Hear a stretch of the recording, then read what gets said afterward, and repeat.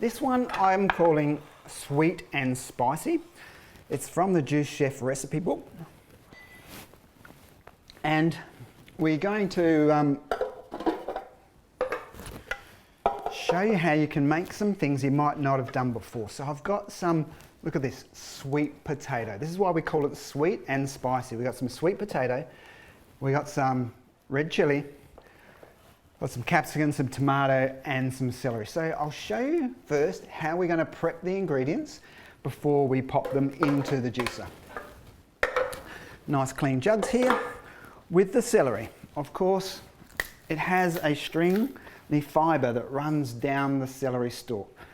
We don't want to put the whole stalk into the juicer like this because that string is going to wrap around the press. So what we need to do with the celery is we need to chop it across the stem. We'll just get rid of that bottom. And we're just going to run the knife across the stem. Then we can put it in handfuls at a time into the juicer. With your leaves, you can juice celery leaves. They have lots of nutrition, but they have lots of bitter flavour. So I don't want to spoil the flavour of this juice. I'm going to leave the leaves out. Celery is ready to go. Tomatoes. Look at the tomatoes here. No preparation needed. We're just going to chuck them in whole. The capsicum, we could chuck it in whole if it fit. This one's a pretty big one, so we're going to need to cut that up a little bit. So let me just cut it up. You can keep this stalk in the middle in if you want. If it's a bit too much bitter flavour, then take it out. I'm going to leave it in today. So we'll just cut that into quarters. What about the chilli? Now, when you use chilli in a juice, you can cut the middle out and remove the seeds if you don't like it too hot.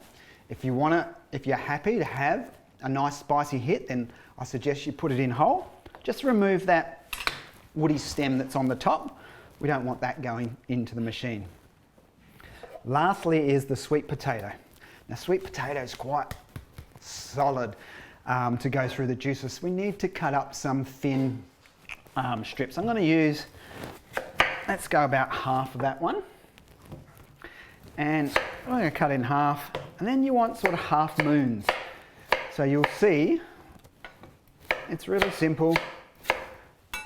Just some sort of half moon sizes will go through the press really easy.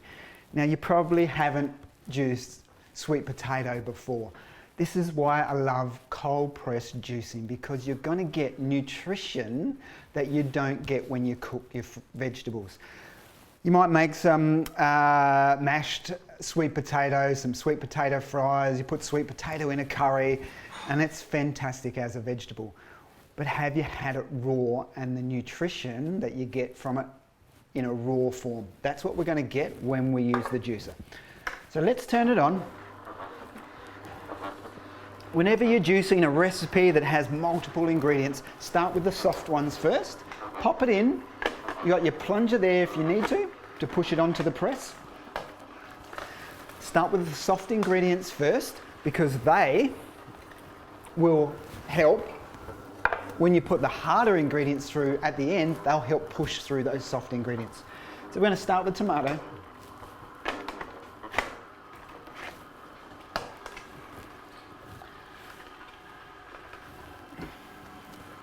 Again, don't overfeed that mouth. Make sure you're letting it fully press through before you add the next ingredients. I like to do all the red ingredients together. So let's pop the capsicums in next. So you can see the amazing red colour that's going to come through the juicer. Let's have a look. Look at that beautiful, rich red colour. Now the phytonutrient that gives it that red colour is called lycopene, and lycopene is an incredibly beneficial nutrient for helping to prevent cancers, especially the prostate cancer. So you want to get a lot of that red nutrient in. With the chili, I'm going to go whole chili today with the seeds in, and we'll see how spicy it comes up at the end. Sweet potato, we're going to pop that in next. So the sweet potato, it's ready to go. It's cut into the half moons. it will press really easy through the juicer. Can you see the dryness coming out? There is no moisture. It's even tomatoes, right, which are super, super juicy, are coming out dry.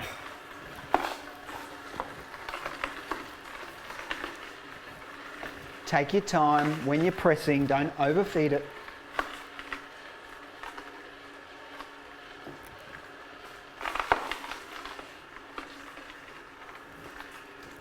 All right, so now some celery. Because we've prepared the celery and it's ready to go, it's all cut up nice and thin, I can grab a whole handful of celery and just pop it in, and the juicer will squeeze and press it easily.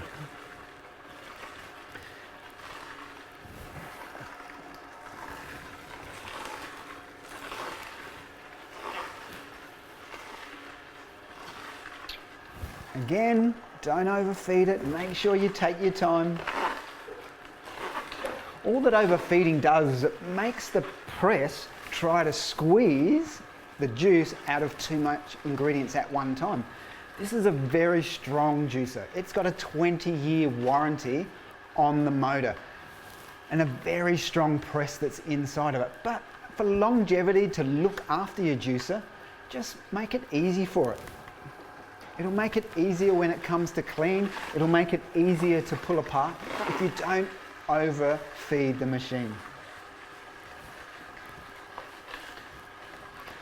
All right, now have a look how much juice we've got from those ingredients.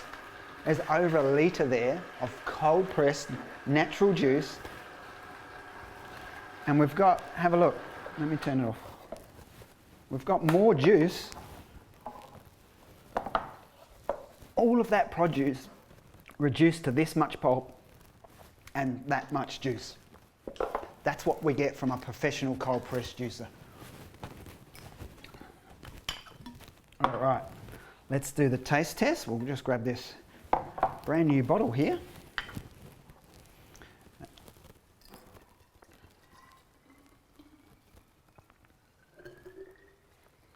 You can see the colour.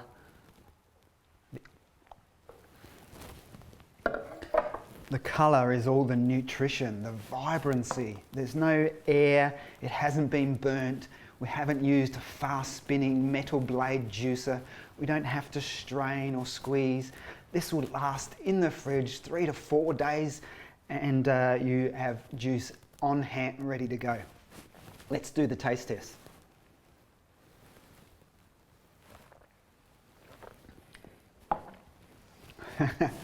Yep, that chili definitely had a fair bit of kick to it. I like it because I do like a spicy bit of spiciness in my food and drink. But remember, it's up to you. Remove those seeds if you don't want it too spicy.